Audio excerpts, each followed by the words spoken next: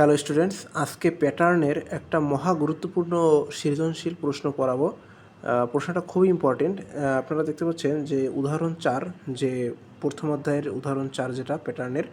তো এখানে 3টা প্যাটার্ন দেওয়া আছে। আপনার এখানে একটা দেওয়া আছে, এখানে 2টা দেওয়া আছে, এখানে 3টা দেওয়া আছে।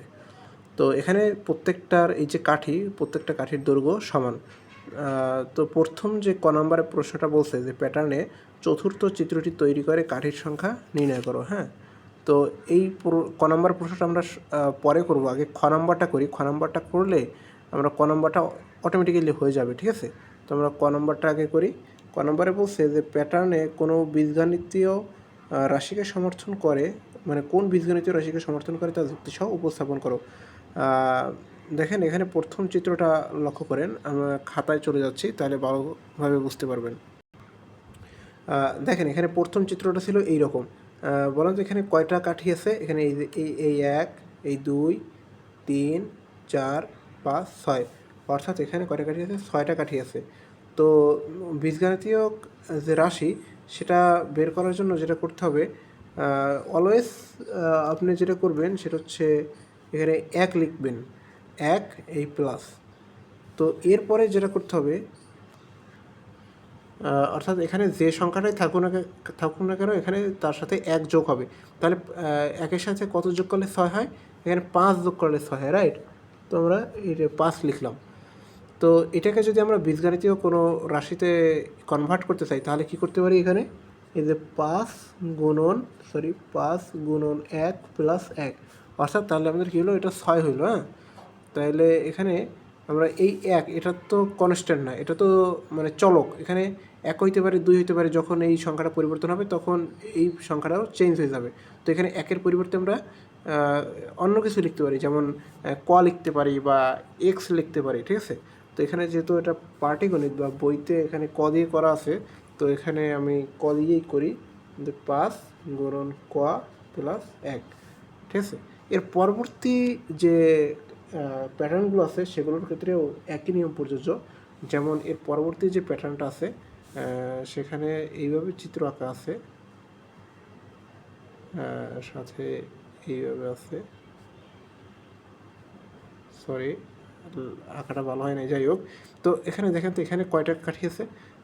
এখানে 1, 2, 3, 4, 5, 6, 7, 8, 9, 10, 11, এখানে 11টা কাঠি আছে, রাইট?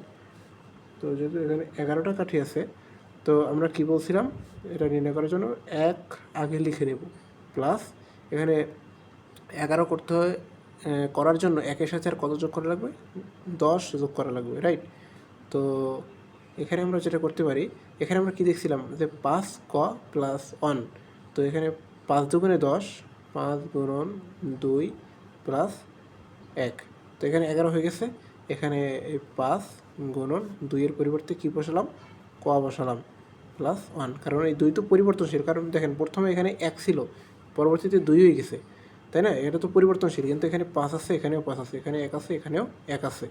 তো এগুলো হচ্ছে ধ্রুবক, পরিবর্তন হবে না। কিন্তু এই যে কয়ের যে মান বা ভ্যালু, এটা কিন্তু পরিবর্তন হয়ে যাবে। তো এই কারণে আমরা ক বসাইছি। এর পরবর্তী যেটা সেটাও একই রকম। যেমন এখানে তৃতীয় কাঠির সংখ্যা যেটা বলছে, এখানে আমরা দেখতে পাবো তৃতীয় কাঠিতে যদি আমরা গণনা করি তাহলে পাবো 16টা কাঠি। তো 16টা কাঠি, এই যে 1 প্লাস, তাই 1-এর সাথে আর কত যোগ করলে 16 হবে? 15।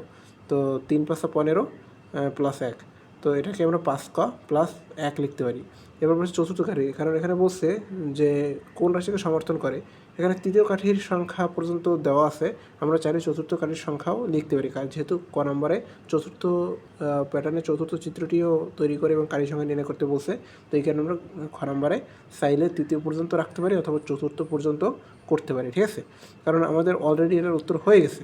তো চতুর্থ কাঠির সংখ্যা যদি নির্ণয় করে, এখানে চতুর্থ কাঠি হবে কয়টা? 21টা। চতুর্থ কাঠি কীভাবে বের করবো? আচ্ছা, চতুর্থ কাঠি আমাদের এখানে দরকার নাই, আমরা তৃতীয় কাঠি পর্যন্ত রাখি। তাহলে এখানে বলছিল যে বীজগাণিতিক, মানে কোন বীজগণিতীয় রাশিকে সমর্থন করে।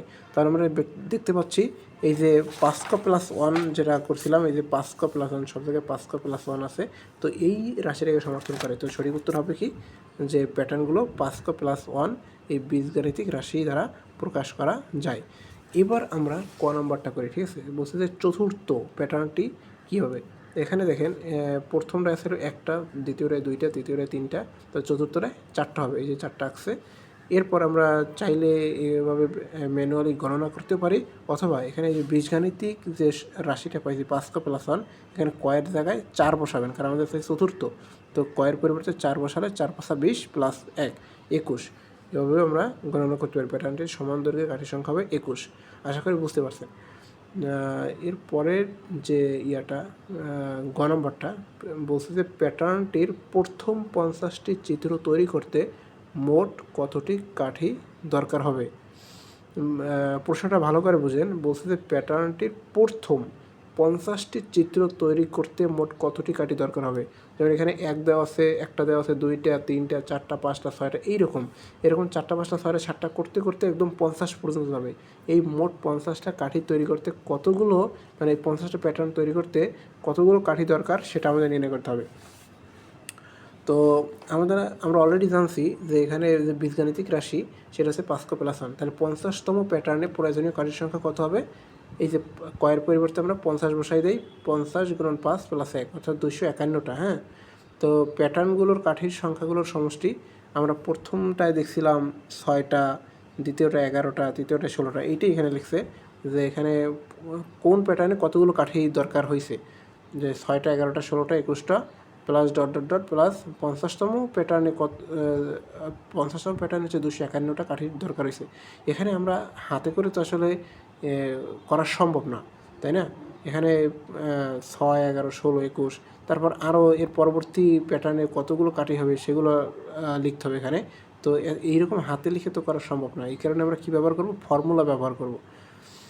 আমরা অলরেডি এখানে একটা ফর্মুলা আমরা দেখেছিলাম যে এই যে যোগফল স্বাভাবিক সংখ্যার যে যোগফল, সেটার ফর্মুলা হচ্ছে প্রথম সংখ্যা প্লাস শেষ সংখ্যা গুণন পদ সংখ্যা / 2, অথবা আমরা যদি সিম্বল আকারে লিখি তাহলে Sn = n × n + 1 / 2।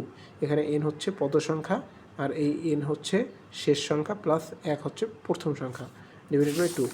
তো এই ফর্মুলাটা ইউজ করেই এখানে আমরা সমষ্টিটা বের করব। যেমন এখানে এই যে দেওয়া আছে, সারিটা দেওয়া আছে, যে সমষ্টিটা দেওয়া আছে, এখানে প্রথম সংখ্যা কত, 6, রাইট। এখানে প্রথম সংখ্যা 6, আর এখানে যেটা দেওয়া আছে শেষ সংখ্যা হচ্ছে 251, আর পদ সংখ্যা কতটি, এখানে তো বলাই আছে যে 50তম মানে 50টা পদ।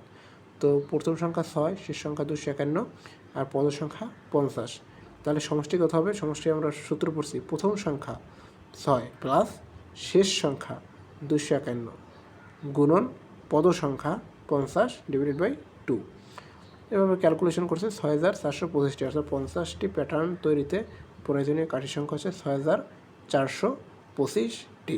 আশা করি বুঝতে পারছেন। যদি কোথাও কোনো সমস্যা থাকে কমেন্ট করতে পারেন, বুঝিয়ে দেবো আবার ইনশাআল্লাহ।